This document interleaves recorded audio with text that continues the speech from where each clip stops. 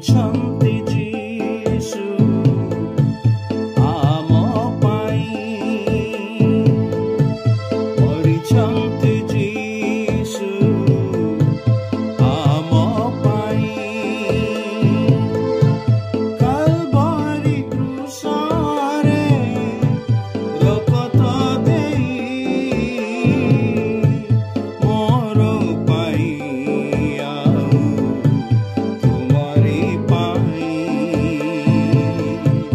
ମୋର ପାଇଁ ଆଉ ତୁମରି ପାଇଁ।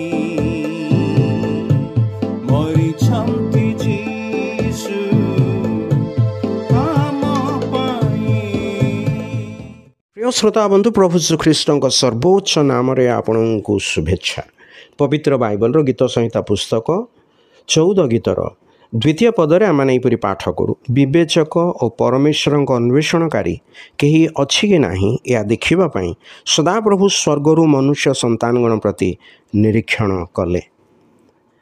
ଯିଏ ଧାର୍ମିକ ଓ ସଦାଚାରୀ ସିଏ ଭକ୍ତ ଅଟେ। ଭକ୍ତ ଈଶ୍ୱରଙ୍କୁ ଅନେଇଥାଏ, ସେ ଈଶ୍ୱରଙ୍କୁ ଦେଖିଥାଏ। ସେ କ'ଣ ଦେଖେ? ଅବ୍ରାହମଙ୍କ ସମୟରେ ସଦୋମ ଓ ହମରା ନାମକ ଦୁଇଟି ସହର ଥିଲା। ସେମାନଙ୍କର ପାପ ଓ ମନ୍ଦତା ଏତେ ମାତ୍ରାରେ ବଢ଼ିଯାଇଥିଲା ଯେ ଈଶ୍ୱର ନିରୀକ୍ଷଣ କରିବାକୁ ଓହ୍ଲାଇ ଆସିଲେ। ଅବ୍ରାହମଙ୍କ ପୁତୁରା ଲୋଟ ନିଜ ସ୍ତ୍ରୀ ଓ ଦୁଇ ଝିଅଙ୍କ ସହିତ ସେଇଠି ବାସ କରୁଥିଲେ। ଯେତେବେଳେ ଈଶ୍ୱର ସଦୋମ ଓ ହମରାକୁ ବିନଷ୍ଟ କରିବାର ନିମନ୍ତେ ଆପଣା ଯୋଜନା ଅବ୍ରାହମଙ୍କୁ ଜଣାଇଲେ, ଅବ୍ରାହମ ବ୍ୟଥିତ ହେଲେ। ସେ ଈଶ୍ୱରଙ୍କୁ ପଚାରିଲେ, ହେ ପ୍ରଭୁ, ଆପଣ କି ଧାର୍ମିକମାନଙ୍କ ସହିତ ଦୁଷ୍ଟମାନଙ୍କୁ ବିନାଶ କରିବେ? ତହିଁରେ ଥିବା 50 ଜଣ ଧାର୍ମିକଙ୍କ ସକାଶେ କି ସେହି ସ୍ଥାନ ରକ୍ଷା ନ କରି ସଂହାର କରିବେ? ଈଶ୍ୱର କହିଲେ, ଯଦି ଆମେ ସଦୋମରେ 50 ଜଣ ଧାର୍ମିକ ଦେଖିବା, ତେବେ ସେମାନଙ୍କ ସକାଶେ ସମସ୍ତ ସ୍ଥାନ ରକ୍ଷା କରିବା। ଅବ୍ରାହମ ଚିନ୍ତା କଲେ, ଯଦି 50ରୁ କମ୍ ଧାର୍ମିକ ଲୋକ ସେଠାରେ ଥିବେ ତେବେ କ'ଣ? ତେବେ ଈଶ୍ୱର କହିଲେ, ଯଦି ସେଠାରେ 45, 40, 30, 20 ଏପରିକି କେବଳ 10 ଜଣ ଯଦି ସେଠାରେ ଥିବେ, ତେବେ ସେମାନଙ୍କର ସକାଶୁ ଆମ୍ଭେ ତାହା ବିନଷ୍ଟ କରିବା ନାହିଁ। ପ୍ରକୃତରେ ଈଶ୍ୱର ସେଠାରେ 5 ଜଣ ଧାର୍ମିକ ଲୋକଙ୍କୁ ମଧ୍ୟ ପାଇଲେ ନାହିଁ।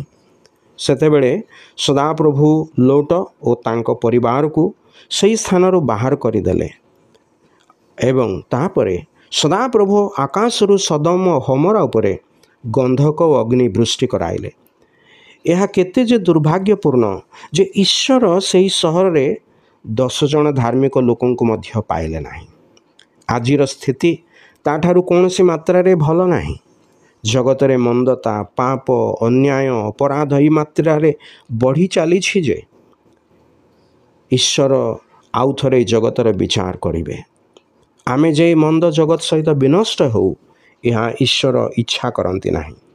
ଏଥିପାଇଁ ସେ ଆପଣା ପୁତ୍ର ପ୍ରଭୁ ଶ୍ରୀଖ୍ରୀଷ୍ଟଙ୍କୁ ଏହି ଜଗତକୁ ପ୍ରେରଣ କଲେ।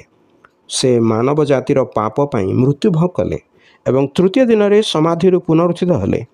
ଯେ କେହି ନିଜର ପାପରୁ ଅନୁତାପ କରି ଯୀଶୁଙ୍କୁ ନିଜର ତ୍ରାଣକର୍ତ୍ତା ଓ ପ୍ରଭୁ ରୂପେ ଗ୍ରହଣ କରେ, ସେ ପାପ କ୍ଷମା ପ୍ରାପ୍ତ ହୁଏ, ଆଉ ସେ ଧାର୍ମିକ ଗଣିତ ହୁଏ, ସେ ଈଶ୍ୱର ଭକ୍ତ ହୋଇଯାଏ। ଆପଣ ଈଶ୍ୱରଙ୍କ ଦୃଷ୍ଟିରେ ଧାର୍ମିକ ଗଣିତ ହେବା ଚାହିଁବେ ନାହିଁ କି? ଏଥିପାଇଁ ଈଶ୍ୱର ଆପଣଙ୍କୁ ସାହାଯ୍ୟ କରନ୍ତୁ।